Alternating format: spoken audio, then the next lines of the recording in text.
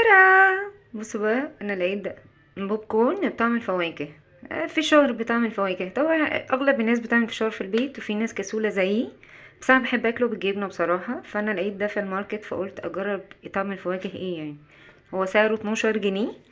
من شركة فاندي، يعني مش حاجة تحت السلم. الشركة دي مفروض ان هي بتعمل يعني كيكات وبسكويتات فخلونا نجرب ونشوف البوب كورن بطعم الفواكه.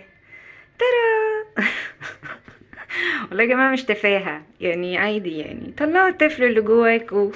بسم الله وخلينا نجرب. بسم الله.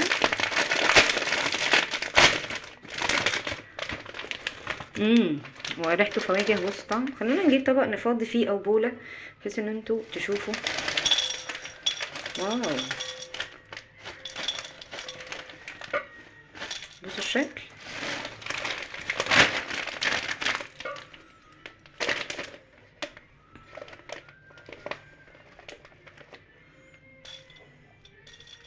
نقول بسم الله ونجرب. امم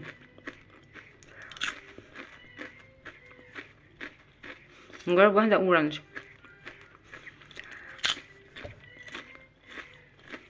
طعمه حلو قوي على فكرة، مسكر.